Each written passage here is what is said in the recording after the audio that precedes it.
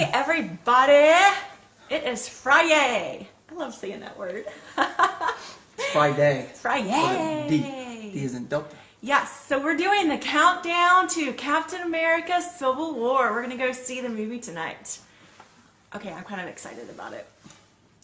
Okay, so today I wanted to talk to you. I guess this is more my idea, and Rich is here for moral support. No, but actually, I wanted to get a guy's perspective on this topic of discussion I wanted to talk about today because this has been something that I've been struggling with, especially this past week or two. And I know if I'm Team Iron Man, no. Holly. Actually, Ryan said he wanted an Iron Man shirt. And I told him there would be no Iron Man shirts in the house. Yeah, I had the idea of all of us wearing Captain America t-shirts to the movies, but I got nixed on that idea. They said no. But okay, anyway, so today I don't want to be like really serious about this today, but I do want to bring it up because like I said, it's been heavy on my heart. It's something that I struggle with, and it's being perfectly imperfect and stopping the negative. Imperfectly perfect? Imperfectly perfect? Yeah. Or perfect, maybe perfectly imperfect. Maybe you're perfectly imperfect and I'm imperfectly perfect. Then you're saying you're perfect and I'm imperfect. No. Okay, you're making me think too much. Okay. But I wanted to talk about just the negative self-talk and what I call the stinking thinking, stopping the stinking thinking. But how many of you, go ahead and comment or like, but especially women, how many of you find yourself comparing yourself to other women? Maybe women that you see on social media or the magazines or on TV. Because I know personally, because my job involves me to be on social media a lot. That means Instagram and Facebook. And I find myself getting caught up and looking at other fitness accounts and other women, and I compare myself to those other women, and I will literally sit there and nitpick myself apart to the point where I get depressed. I mean, I get depressed too. Because then he gets the brunt end of it because I'm like, oh, I'm so fat, I'm so this, I'm not good enough, blah, blah. And then he has to hear me talk about it, and then, I mean, he's so, Rich is always... And of course I listen. Yes, he's very we talk about listening, and I want to listen, but then I also say, okay, well, wait a minute. What are you comparing yourself with, or who are you comparing yourself with? And somebody who has been doing something for 20 years versus maybe you've only been doing it 2 years. Right. So you can't compare where your book is and what chapter in your book you are compared to somebody else's. So unless everything's identical and on the same playing field, then there is no comparison. Yeah. And I guess we should introduce ourselves for those of you who maybe this is your first time on our live video chats or Rich and Rachel live. Us. So yes, this is it's the Rich and Rachel show. Okay. No, I don't like show. No. Rich and Rachel live? Rich and Rachel live. I don't know. No, Rich and Rachel. I don't like that either. We're going to have to come up with a new name for it. We'll have to think of a... No, we're going to have to come up and give another gift away. Gym name, and I know we need to figure out the gym name. Okay, anyway, getting back on track. So I guess today I wanted to share some tips with you, and then Rich is going to share it from a guy's perspective of maybe helping out, because I'm sure there's other guys out there where their girlfriend or their wife probably goes through this cycle of, oh, I'm not good enough, or I'm not pretty enough, or I've got fat rolls, I've got stretch marks, whatever it is. I mean, we tear ourselves apart. I'm not successful enough. I hear that. Yeah. I hear that a lot too. And so I thought, well, Rich can maybe share from a guy's perspective of what to do when your girlfriend or your wife kind of gets in one of these. I'm going to give you the perspective overall. Yeah. From what you should be doing. Yeah. And what's worked for me all of my years, not just from what a guy's point or a girl's point of view, and how you should deal with those things. Yes, that would be great. So I guess the first thing, ladies, is love yourself no matter where you're at. And there you go with the heart. Yeah, we need some love buttons going across the screen. We need some love buttons. Get that love thing. Dang. Love yourself no matter where you are. This is a journey. Love you.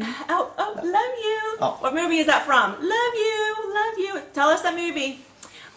So you can get that movie. Love yourselves where you're at, where you are in your own journey. And as Rich mentioned, everybody's book is so different from everybody else's. And don't compare your chapter 1 to somebody else's chapter 10. And, you know, like for me especially, not only do I compare myself with the physicalities of how I look, but I also compare myself to other Beachbody coaches. And I look at them and I'm like, well, why am I, you know, not as successful? What am I doing wrong? Or whatever.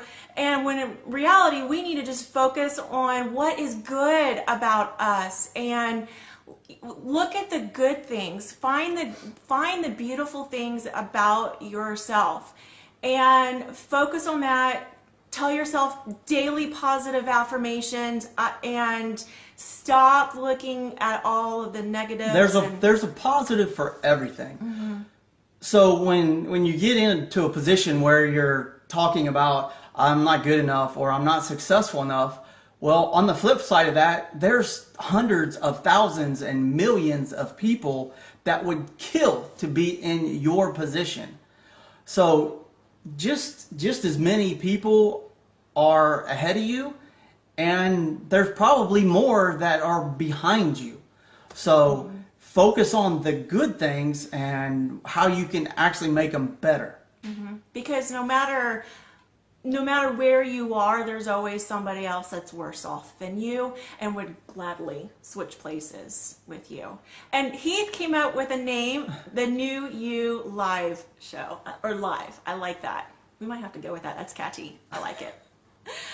So, show of hands, again, how many of you find yourself getting in ruts where you compare yourself or you pick yourself apart, looking in the mirror every day and just doing the negative self-talk? And I'll give you an example. Think about all of the negative things that you say to yourself. For example, I'll share some of the things that I say to I catch myself saying to myself. I'll say things like, oh my gosh, I'm so fat, or I've got wrinkles, you know, I've got crow's feet, I've got stretch marks, I've got this, whatever. And would you say those things to your best friend? Would you literally go up to your best friend and say, girl, you're fat, girl, you've got wrinkles, girl, you know, you got gray hair? I mean, yeah. No, well, guys would. Guys, we would. Yeah. You know, if we have a best friend and we're tight, and at least for me and my friends, I will be brutally honest because I think I'm doing the best thing for them. And they may not see it that way, and that's fine, and we may agree to disagree, but I think it would still be in my interest to help them say, look, you know, you need to do this a little bit differently. Your lifestyle is taking you down a bad path. And if you don't correct it, even worse things are going to happen. Or your lifestyle is going to create something where, guess what? Mm-hmm. If you're a smoker, you're not going to be around. So you may be working all these hours and you may be successful in your business and you may have a six-figure income. But if you're not around after 60 years old, what good is all that going to do you for your kids and your grandkids? It's not. It's not going to do you any good. So what you do now and the things that you put into place will affect your kids and your grandkids. So we talk about goals and building the future. It's not about, I'm going to stick all this money in retirement, because you can have all the money in the world in retirement. You can have $2 million, $3 million in retirement when you would retire at 65, 67. But if you're not around to enjoy that, those kids, those grandkids, those great-grandkids, they would give that money up in a heartbeat to have a healthy dad, grandpa, uncle, any of those for all that money. So think about it that way, that those things aren't the important things. So by offering your advice or opinion, you're helping somebody else out. But I guess Yes. it's all in how you deliver that message to Got off somebody kind else. of on a Yeah, tangent. you got off like really on I know, a I tangent, was but on a that's good roll. stuff. I know. That's good stuff, isn't it? He gets all. Well, I into get it. into Gets all that. into it. That I see so many people. I'm gonna get on those. Can you tell that Yeah. we're very passionate Yeah. about? I see helping so people? many people right now, and I'm in my mid 40s, that their parents and their grandparents are not in great physical condition, and also that they're not in great physical conditioning, having a lot of health problems. And it was the choices that they made in their 30s and 40s and 50s and 60s that put them to this point. And they're the only people that they are hurting is the people around them. So they don't see it. You don't see that because you're doing it every day. But over the long haul, the people that you're hurting by not doing the right things, by not leading a healthy lifestyle, by not planning for your future, is everybody else around you. Mm-hmm. Good stuff. Yeah. Yes, good. So I wanted to share some tips with you on a few things that you can do to help with, stopping the negative thinking and creating a mindset where you love yourself for where you are. However, I do want to preface that love yourself for where you are. However, always strive to be better. Meaning, be better in fitness, be better in health, personal development. Always try to increase your knowledge by reading and researching, downloading.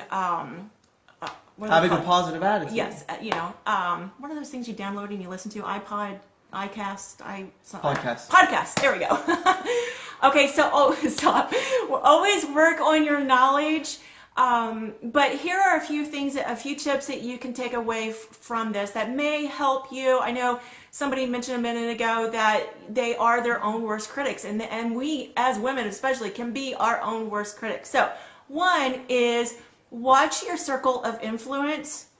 If you surround yourself with women or men that are always putting you down or always cutting you down or always bringing you down, holding you back, those are not really the kind of supportive friends that you necessarily need to be around. No. So watch who you hang around with. We always say, if you're the smartest person in the room, you're in the wrong room. yeah, you need to. That's a pretty cool meme, isn't it? Like I said, mime, didn't I? Yeah, he always says mime. Yeah. But if you're the smartest person in the room, you're in the wrong room. You need to surround yourself with people that are better than you, so you can actually get better. Yes. Okay, another way to change your mindset is put little Post-it notes around. I know this might sound like kind of cheesy and kind of corny, but put little Post-it notes around your house, on your mirror, in your car, and write positive things on it, like girl, you're hot, or I'm beautiful, or I'm kind, or just some sort of positive affirmations that are gentle reminders of how wonderful you really are.